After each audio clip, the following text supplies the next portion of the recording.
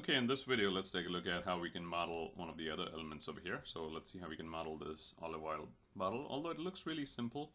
And you can pretty much start with a, let me hide everything else. Pretty much you can start with a box and you can just start extruding it up and shaping it. You can absolutely do that. And if you look at the base, you could simply start with the box and just start extruding it up and start shaping it, and there you have your bottle. I'm just going to show you a slightly different approach. Also, this is a slightly squarish bottle. So let's just use the bottle again as a reference. And normally you would have an image plane, but I don't have the image plane right now for this particular bottle. So let's just use this as a reference. And let's just template it. So what I'm going to do is I'm going to simply use the Create CV Curve tool. And I'm going to start doing some CV curves right here. And we'll see in a second why I'm doing this, because I'm simply going to use our revolve option, but also I'm going to use the polygons menu under that, because a lot of people sometimes think that the CV curves, although they're NURBS curves and everything dealing with the surfaces menu, is only making NURBS geometry for us, but that's not the point. It makes NURBS geometry for you and also sub-D geometry, and you should always think about the best and easiest way to do this. Like in this case, I said some people would try modeling with simply with just a simple box and extruding it up. I find it sometimes easier to start modeling with surfaces and just converting it to polygons right there in the surfaces menu. So let's just go here and let's just finish this right here and hit enter. And we can always add a point over here if we want and pull this. Right now my pivot's right over here, so I'm going to hold down D to go into pivot mode and C to curve snap, and middle mouse button snap this over here. And let's move this out of the way. Actually, let's just leave it here.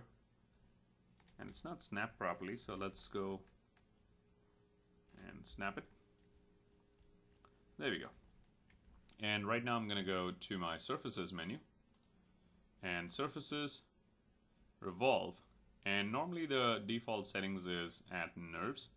I'm going to simply say polygons, and under polygons you could do quads, but then if you do quads you'll have to go to general and you'll have to change a whole bunch of things over here. And normally the good options I've noticed are per span number of isoforms in 1 and per span number of isoforms in 1. And if you do revolve, there you go, there's your polygon object, which is nicely all quads. The option also I find very, very useful, instead of doing all the per span, is simply go to polygons and say control points and just say revolve, and there you go. And everything is nicely, you can see, very good geometry, it's all quads. At this time I'm simply going to go to the top level over here first. Since it's open, let's double click on the edge, selects everything right here, the entire ring, and let's go under the polygons menu set under mesh, fill hole, and there you go, that's our fill hole. Then with the bottle selected, and you can see this is so easy, with the bottle selected I'm pretty much going to go over here, go to vertex, and let's select these points from the top, and these over here, and these, and I'm simply going to go and just scale this to kind of square it out. And you can even square it out totally if you want to. I'm just going to leave that a little subtle curve over there. And there you go, there's our nice squarish little bottle. And at this time it's so easy. I mean, you simply, all you have to do at this time is just select all the vertices over here and just start going through each row of vertices and just start scaling them in or out however you need them. One more way to do that is just going to the edge and double click on the edge, and it selects everything, and you can just again start scaling it in and out. Now if you can see in this one there's not a whole lot of edges over here. That's okay too. You can just delete some of the middle edges if you want to, and just take this edge, which would be this one or this one right here, and take the bottom one and just scale them to match everything in the center. So you could do it that way too. But there you go, that's really, I thought I should show it to you this way. This is another approach rather than just starting with the box all the time.